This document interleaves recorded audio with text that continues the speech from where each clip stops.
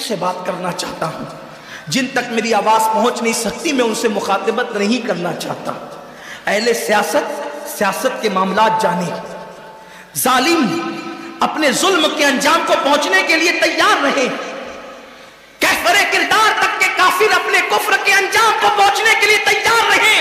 میں نے ان سے کوئی گفتگو نہیں کرنا، لیکن آج کسی قوم کی بیٹی کی اگر آبرو کو لوٹ کر کے امت کو ذلیل کرنے کی کوشش کی جا رہی ہے، اگر تمہارے گھروں کو جلا کر تمہیں بے گھر کرنے کی کوشش کی جا رہی ہے، اگر تمہیں تباہی کے دہانے پر پہنچانے کی کوشش کی جا رہی ہے، اگر تمہیں غربت کی سطح سے نیچے گرا کر تمہارے ایمان کو چھیننے کی کوشش کی جا رہی ہے، تو کب تک دوسروں پر انگلی اٹھاتے رہو گے؟ میری قوم کے جوانوں، اللہ کے حبیب نے آج سے 1450 سال پہلے تمہاری ذلت و رسوائی کا سبب بیان کیا۔ اقبال رونا روتے ہیں، وائے ناکامی متائے کارواں جاتا رہا، کارواں کے دل سے احساس ضیا جاتا رہا۔ ماہ رمضان میں شراب کے اڈوں کو آباد کرنے والے، ماہ رمضان میں زنا کے اڈوں کو آباد کرنے والے، ماہ رمضان میں چھپ چھپ کر کھانے والے، ماہ رمضان میں اللہ اکبر اپنے ہاتھوں کی انگلیوں سے انٹرنیٹ کے بٹن کو چھیڑ کر کے زنا کے مناظر دیکھنے والے، اپنے ماں باپ کا دل دکھانے والے، لوگوں پہ ظلم کرنے والے، نماز کے اوقات میں بستر کی پہ سکون کی نیند سونے والے، دل کھول کر کان کھول کر اپنے ایمان کے کانوں سے، اپنی غیرت کے کانوں سے، اپنے دل کے کانوں سے میرے نبی کی حدیث کو سن لو۔ اللہ کے حبیب صلی اللہ علیہ وسلم فرماتے ہیں میری امت کو اس وقت تک کوئی رسوا نہیں کر سکے گا، میری امت کو اس وقت تک کوئی ذلیل نہیں کر سکے گا جب تک امت ماہ رمضان شریف کا احترام کرتی رہے گی۔ حضرت ام ہانی نے پوچھا یا رسول اللہ، ماہ رمضان شریف کا احترام کرنا کیا ہے اور رمضان شریف کا حق ضائع کرنا کیا ہے؟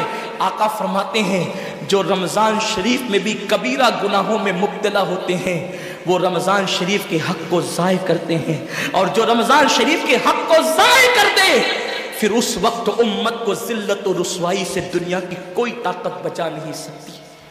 آج ماہ رمضان شریف کا احترام کیا ہو رہا ہے؟ کل تک کے مسلمان اور دنوں میں گناہ کرتے تھے، لیکن رمضان شریف آتا تھا تو کم سے کم فلمیں لوگ دیکھنا بند کر دیتے تھے، داڑیاں مڈانا بند کر دیتے تھے، مسجدوں کو آباد کرنا شروع کر دیتے تھے۔ اب تو لوگ کس قدر بے باک ہو گئے، کس قدر نڈر ہو گئے کہ رمضان شریف میں بھی لوگ اپنے آپ کو گناہوں سے نہیں روکتے، بلکہ میری قوم کا جوان بڑے دھڑلے سے کہتا ہے یار اپنے سے روزہ نہیں رکھا جاتا، اس لیے کہ ہمیں تو گٹکے کی عادت ہے، ہمیں تو پان کی عادت ہے، ہمیں تو سگریٹ کی عادت ہے۔ شرم کرو، شرم کرو۔ نبی کے نام پہ جان قربان کرنے کی بات کرنے والوں، جو نبی کے نام پر 12-16 گھنٹے بھوکے اور پیاسے نہ رہ سکے وہ نبی کے نام پہ جان کیا قربان کر سکتے؟ اور جب سے تم نے احترام رمضان المبارک ترک کر دیا تمہاری آبرو کو لوگوں نے کھیل بنا لیا، اور اب تو لوگوں کو احساس گناہ بھی نہیں رہا، احساس جرم بھی نہیں رہا۔ گناہ کے ساتھ اگر احساس گناہ انسان کی زندگی میں ہے تو انسان اپنے آپ کو گناہوں سے بچا لیتا ہے، لیکن اب ہمارے اندر احساس گناہ نہیں، اب تو ہم گناہ کو ہنر سمجھتے ہیں، اب تو ہم گناہوں کو فیشن سمجھتے ہیں۔ احساس گناہ کیا ہے؟ اگر انسان گنہگار ہو اور احساس گناہ بھی ہو تو وہ ایک نہ ایک دن سدھر جاتا ہے، وہ ایک نہ ایک دن سنور جاتا ہے۔ ہمارے پاس احساس گناہ ختم ہو گیا۔ آئیے بتاؤں احساس گناہ کتنی قیمتی چیز ہے۔ رمضان شریف میں کھا رہے ہیں، پی رہے ہیں، بلکہ مسلمانوں کی ہوٹلیں بند ہیں تو غیر مسلموں کی ہوٹلوں میں کھا رہے ہیں، چھپ چھپ کر گھروں میں کھا رہے ہیں۔ لوگوں سے چھپ کر کھانے والوں، جو تیرا کچھ نہیں بگاڑ سکتا تو اس انسان سے چھپ کر کے کھا رہا ہے۔ جو خدا تجھے سزا دے گا کیا تو اس کی نگاہوں سے بھی چھپ سکتا ہے؟ اور روزے بھی کیا روزے رہ گئے، اب تو روزے بھی رسم بن گئے۔ جو روزے رکھتے ہیں رمضان شریف میں ان کو روزہ رکھنے کی عادت ہے، وہ روزے کو عبادت نہیں سمجھتا۔ جو روزہ عادت بن جائے وہ نجات نہیں دلا سکتا، جو روزہ عبادت بن جائے وہ نجات دلا سکتا۔ ایک تو روزے کی عادت ہے اور ایک تو روزہ عبادت ہے۔ روزہ عادت اور عبادت میں فرق کیا ہے؟ عادت یہ سب نے رکھا ہم بھی رکھ لیں، یہ عادت ہے۔ نہ رکھیں گے تو کیا جواب دیں گے، یہ عادت ہے۔ نہ رکھیں گے تو لوگ تانا دیں گے، عادت ہے۔ پھر روزہ عبادت کیا ہے؟ روزہ عبادت یہ ہے کہ اللہ نے روزہ رکھنے کا حکم دیا ہے اور مصطفیٰ جان رحمت نے روزے کا حق یہ بتایا ہے، اگر تو روزہ رکھے تو صرف بھوکا پیاسا نہ رہے بلکہ تیرا ہاتھ بھی روزے دار رہے، تیری زبان بھی روزے دار رہے، تیری آنکھ بھی روزے دار رہے، تیرا پیر بھی روزے دار رہے، تیرا کان بھی روزے دار رہے۔ کان روزے دار اس طرح کہ کان اللہ کے ممنوع کردہ چیزوں کو نہ سنے، ہاتھ روزے دار اس طرح ہاتھ اللہ کے منع کردہ کاموں کو نہ کرے، زبان روزے دار اس طرح کہ زبان اللہ کی ممنوع کردہ چیزوں کو ادا نہ کرے، پیر روزے دار اس طرح کہ پیر اس جگہ چل کر نہ جائے جہاں اللہ نے جانے سے منع کیا ہے۔ جب تو ان سارے اعضاء کو روزے دار بناتا ہے تو ایسے روزے کے معاملے میں میرا اللہ فرماتا ہے روزہ میرے لیے ہے اور میں ہی اس کی جزا ہوں۔ ہر عمل کی جزا جنت ہے، روزے کی جزا خدا کی ذات ہے۔ اسی لیے آقا فرماتے ہیں روزے دار کو دو خوشی ہے، ایک تو افطار کے وقت، دوسرا لقائے رحمان کے وقت، خدا کی زیارت کے وقت۔ صحابہ نے پوچھا آقا ہم اللہ کی زیارت کیسے کریں گے؟ آقا فرماتے جیسے تم آسمان پہ چاند دیکھتے ہو بلا تمثیل اسی طرح تم خدا کی زیارت کیا کرو گے۔ یہ روزے داروں کی شان ہے۔ آج کے روزے کیا ہے؟ جس میں جھگڑا، جس میں غیبت، جس میں چگلی، جس میں فساد۔ روزے کو عادت مت بناؤ، روزے کو عبادت بناؤ۔ احساس مٹ گیا، عبادتوں کا احساس مٹ گیا، گناہوں کا احساس ختم ہو گیا۔ جب تک کہ لوگوں میں گناہوں کا احساس زندہ تھا وہ عبادت کر کے بھی اللہ سے ڈرتے تھے، وہ عبادت کر کے بھی رب کی بارگاہ میں آنسو بہاتے تھے کہ مولا میں تو حق ادا نہ کر سکا۔ لیکن آج احساس نہیں ہے، اس لیے لوگ ہنستے ہنستے افطار کرتے ہیں۔ حالانکہ صحابہ کا معمول تھا جب افطار کا وقت آتا وہ ہاتھوں کو اٹھا کر کے روتے اور کہتے مولا روزہ تو چلا گیا لیکن روزے کا حق نہ ادا ہو سکا، آنسو بہاتے ڈرتے۔ لیکن آج ایسا کچھ بھی نہیں ہے، ہماری ساری نیتیں تو دسترخوان پہ لگی ہوتی ہے افطار کے وقت۔ آئیے ایک بات نکل آئی، احساس گناہ۔ کیا ہے احساس گناہ؟ آقا نے فرمایا نا کہ جب رمضان شریف کا حق ضائع کر دو گے تو اللہ تم سے عزت کو چھین لے گا، تم ذلیل و رسوا ہو جاؤ گے۔ احساس ختم ہے گناہ کا، اسی لیے رمضان شریف میں بھی گناہ کرتے ہیں، اور گناہ کر رہے ہیں تو ذلیل ہو رہے ہیں۔ احساس کسے کہتے ہیں؟ احساس یہ کہ میں نے کیا کیا، چھوٹے سے گناہ کو بڑا سمجھنا میں نے کیا۔ ایک خاتون بارگاہ رسالت میں آئی اور عرض کیا یا رسول اللہ مجھ سے زنا ہو گیا ہے، میں نے بہت بڑا جرم کر لیا ہے، آپ مجھ پہ حد لگا دیں، حد جاری کر دیں تاکہ میں گناہ سے پاک ہو جاؤں۔ اللہ کے حبیب نے احساس گناہ دیکھ کر کے فرمایا کہ جا ابھی تیرے پیٹ میں بچہ ہے، تیرے جرم کی سزا تیرے پیٹ کے بچے کو نہیں دی جا سکتی، اگر تجھ پہ حد لگے گی تو وہ بچہ بھی ختم ہو جائے گا، جب بچہ پیدا ہو جائے اس کے بعد آنا۔ بچہ پیدا ہو گیا تو وہ لے کر کے آئی، آقا فرماتے ہیں تیری جان چلی جائے گی تو اس کی پرورش کون کرے گا، اس کو دودھ کون پلائے گا؟ جا اس کو دودھ پلا اس وقت تک جب تک یہ کھانے نہ لگے۔ وہ بچے کو 2 سال تک دودھ پلاتی رہی، اور جب بارگاہ رسالت میں آئی تو بچے کے ہاتھ میں روٹی کا ٹکڑا دے کر کے آئی۔ بچہ روٹی کھا رہا تھا، عرض کی آقا مجھ پہ حد جاری کریں تاکہ میرا گناہ جو میرے دامن پہ لگا ہے وہ دھل جائے۔ حضور نے 3 مرتبہ اس کو اپنے دروازے سے ٹالا، اگر کوئی دوسرا ہوتا اس کو ڈھیل دی جاتی تو وہ بھاگ جاتا، دوبارہ پلٹ کرنا آتا، لیکن احساس گناہ تھا، گناہ کا احساس تھا کہ یہاں گناہ مٹ جائے تاکہ وہاں جواب دینے سے بچ جاؤں۔ اس خاتون نے 3 مرتبہ حاضری دی، حضور اب میرا بچہ روٹی کھانے لگا ہے، مجھ پہ حد لگا دے تاکہ میں پاک ہو جاؤں۔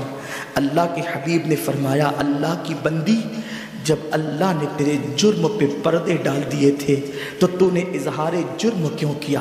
اب چونکہ تو جرم کا اظہار کر چکی ہے، اقبال گناہ کر چکی ہے، اب تجھ پہ حد لگائی جائے گی۔ اور اس کو سنگسار کر دیا گیا۔ جب وہ مر چکی اور اس کو دفن کر دیا گیا تو کسی نے کہا کتنی بدبخت تھی وہ عورت جس نے رسول پاک کے دور میں منہ کالا کیا۔ میرے نبی نے فرمایا تو اس کا گناہ دیکھتا ہے، تو اس کا احساس گناہ نہیں دیکھتا۔ اس نے ایسی توبہ کی ہے، اگر اس کی توبہ 70 جہنمیوں پہ تقسیم کی جاتی تو اللہ ان کو بھی جنت عطا فرما دیتا۔ آقا کریم صلی اللہ علیہ وسلم فرماتے ہیں جو رمضان شریف میں گناہ کبیرہ کرتے ہیں، اب گناہ کبیرہ کی بہت بڑی تعریف ہے، اس کو نہیں بیان کروں گا، لیکن جو گناہ کبیرہ بڑا گناہ کرتے ہیں، پہلی بات تو چونکہ میرا مسلک صوفیہ ہے، صوفیہ سے کسی نے پوچھا کہ گناہ بڑا کیا ہے؟ امام غزالی فرماتے ہیں نہ کوئی گناہ چھوٹا ہے نہ کوئی گناہ بڑا ہے، بات تو یہ ہے جس گناہ پر خدا تیری پکڑ کر لے وہی گناہ سب سے بڑا ہے، اور جس نیکی پر خدا تجھے بخش دے وہی نیکی سب سے بڑی ہے۔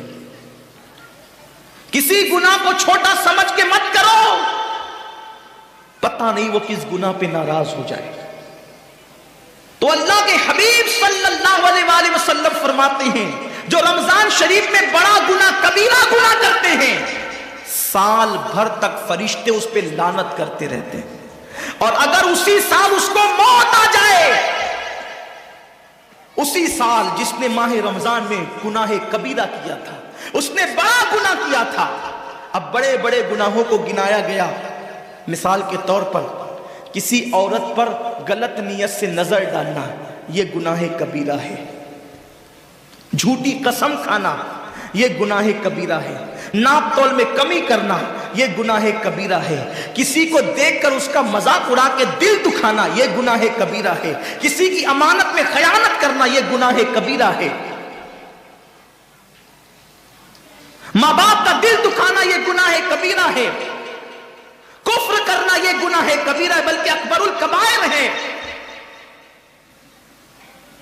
70 کی فہرست امام سیوطی نے گنائی ہے، اور پھر 70 کی فہرست گنانے کے بعد فرماتے ہیں 70 پر یعنی 1 2 3 4 والا 70 نہیں، بلکہ اللہ کے حبیب نے یہاں جو 70 فرمایا ہے یہ 70 گنتی والا 70 نہیں ہے، بلکہ کثرت بتانے کے لیے 70 ہے۔ جیسے کہ ہم کہتے ہیں نا میں نے تجھے 50 بار سمجھایا تو نہیں مانا، میں 100 بار تیرے گھر آیا تو نہیں ملا، تو اس کا مطلب یہ نہیں کہ 99 کے بعد ایک جو ملا کر کے آتا ہے وہ 100 نہیں، گنتی کا 100 نہیں، یہاں 100 بتانا کثرت بتانے کے لیے ہے، یہاں 50 کہنا کثرت بتانے کے لیے ہے۔ تو اللہ کے حبیب فرماتے ہیں 70 بڑے گناہ ہیں، یعنی اتنی طویل تعداد میں اتنی کثرت سے ہے بڑے گناہ کہ تم ان کو شمار نہیں کر سکتے، بس اتنا کہ جس گناہ پہ خدا ناراض ہو جائے وہ بڑا گناہ۔ تو جس نے رمضان شریف میں قصدن بڑا گناہ کیا، قصدن، نماز کو چھوڑنا بھی گناہ کبیرہ ہے، نماز کو ترک کرنا بھی گناہ کبیرہ ہے۔ میرے آقا صلی اللہ علیہ وسلم کے دیوانوں، کھیل کود میں وقت کو ضائع کرنا، وقت کا ضیاع، یہ بھی گناہ کبیرہ ہے۔ آقا فرماتے ہیں جس نے رمضان شریف میں گناہ کبیرہ کیا، اس رمضان سے لے کر آنے والے رمضان شریف تک فرشتے اس پہ لعنت کرتے ہیں۔ یہ لعنت کیا ہے؟ لعنت سمجھتے ہیں؟ لعنت کا مطلب یہ ہے جس پہ لعنت پڑی وہ ہمیشہ کے لیے اللہ کی رحمت سے دور ہو گیا۔ انسان کی لعنت کیا ہے؟ انسان کی لعنت ایک جانور پر حضور علیہ الصلوۃ والتسلیم کسی صحابی کے جانور پر بیٹھے تھے، وہ دھیرے چل رہا تھا، کسی نے کہہ دیا کہ اس پہ لانا تو یہ دھیرے چلتا ہے، حضور علیہ السلام نے اس جانور کے نیچے اتر کر فرمایا جس پہ لعنت کر دی گئی میں اس جانور پہ سواری نہیں کر سکتا۔ یہ ایک انسان کی لعنت کا اثر ہے، جس پہ معصوم فرشتے لعنت کرے اس کا انجام کیا ہوگا، وہ بھی 1 2 لعنت نہیں۔ رمضان شریف کو چھوٹا مت سمجھیے، 1 کے 70 پر آپ کی نظر ہے، گناہ نیکیوں کی کثرت پہ آپ کی نظر ہے، گناہوں کی تباہی پہ آپ کی نظر نہیں ہے۔ اللہ کے رسول صلی اللہ علیہ وسلم نے فرمایا جیسے ماہ رمضان شریف میں نیکیوں کا درجہ بڑھ جاتا ہے، ویسے ماہ رمضان شریف میں گناہوں کا بھی معاملہ بڑھ جاتا ہے۔ یعنی اگر رمضان شریف میں تم 1 گناہ کرو گے تو اور دنوں کے اندر جو گناہ کرتے تھے اب اس گناہ سے زیادہ تمہیں عذاب دیا جائے گا، کیونکہ آپ نے ماہ رمضان کی حرمت کو پامال کیا ہے، آپ نے ماہ رمضان شریف کی عزت کو پامال کیا ہے۔ تو سوچو انسان کی لعنت پڑے، یہ حال ہے۔ تو جس پہ فرشتوں کی وہ بھی 1 2 نہیں पूरे साल तक फरिश्ते लानत करते हैं। और अल्लाह के नबी सादिक व मस्दूक नबी ने फरमाया कि अगर वो उसी साल रमजान शरीफ आने से पहले पहले मर जाए तो उसके पास कोई नेकी नहीं होगी जो उसको जहन्नम की आग से बचा सके, और उसका ठिकाना तो जहन्नम ही होगा। खुदा के लिए अपने हाल पे रहम करो, अपने आप को जहन्नम का ईंधन मत बनाओ। हमारा जिस्म इतना ताकतवर नहीं है कि हम अपने जिस्म पर जहन्नम के अजाब को बर्दाश्त कर सके। मेरी कौम के जवानों, अपनी जवानी पे इतराने वालों, अपनी कुव्वत पे नाश करने वालों, अल्लाह के रसूल सल्लल्लाहु अलैहि वसल्लम फरमाते हैं कि जहन्नम की आग की एक चिंगारी अगर दुनिया के समुंदर में डाल दी जाए तो दुनिया के सारे समुंदर आग से भड़कने लगे। उस चिंगारी को, वो जहन्नम की चिंगारी को समुंदर ठंडा नहीं कर सकते, बल्कि समुंदर को वो एक चिंगारी भड़का देगी और समुंदरों के अंदर आग लग जाएगी। जो एक चिंगारी सारे समुंदर को भड़का दे, अल्लाह अकबर, उस जहन्नम के अंदर ये छोटा सा वजूद, जो छोटी सी, अल्लाह अकबर, अगरबत्ती के चटके को बर्दाश्त नहीं कर सकता, जो चिराग की लौ की तेज को, जो चिराग की लौ की हरारत को बर्दाश्त नहीं कर सकता, जो सिगरेट के चटके पर बेकरार हो जाता है, ये छोटा सा वजूद जब जहन्नम के अंदर दाखिल किया जाएगा, उस वक्त इस वजूद का क्या होगा। मेरे आका मुस्तफा जान रहमत फरमाते हैं कि जब पहाड़ों को जहन्नम में डाला जाएगा तो पहाड़ ऐसे पिघलने लगेंगे जैसे नमक को पानी में डालने से नमक पिघलने लगता है।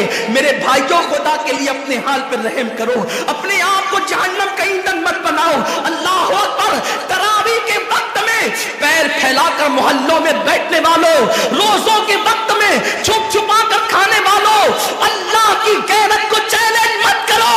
अल्लाह के हबीब ने फरमा दिया कि जो गुनाहे कबीरा रमजान शरीफ में करेगा, साल भर फरिश्तों की लानत होगी। आप कहते हैं मुसलमान कलमा पढ़ता है, मुसलमान नबी का गुलाम है, मुसलमान नबी पे जान कुर्बान करने के लिए तैयार है, इतनी मुसीबतों में क्यों है, इतनी तकलीफों में क्यों है, क्यों तबाह हो रहा है मुसलमान? अरे जिस पर फरिश्ते पूरी साल साल लानत करे, वो कौम तबाह ना होगी तो क्या होगा? उस कौम के घर न जलेंगे तो क्या होगा? उस कौम की बेटियों की आबरू न लूटेगी तो क्या होगा? वो कौम गुर्बत की चक्की में न पिसेगी तो क्या होगा? आओ सच्ची तौबा कर लो, तौबा के दरवाजे खुले हुए हैं, अपने गुनाहों का एहसास कर लो, नादिम होकर कुदरत की बारगाह में पलट जाओ। मेरा रब फरमाता है फफिर्रू इलल्लाह, कहां जा रहे हो? दौड़ो अल्लाह की तरफ, पलटो अल्लाह की तरफ। बड़े से बड़ा पापी अगर खुदा की तरफ एहसास गुनाह लेकर, निदामत के आंसू लेकर अल्लाह की बारगाह में पलटा है तो अल्लाह ने उसको मगफिरत का परवाना अता किया है। मेरे रब का वादा है, जो मेरी बारगाह में पलटते हैं मैं उनको लौटाता नहीं हूं, मैं उनको माफ कर देता हूं।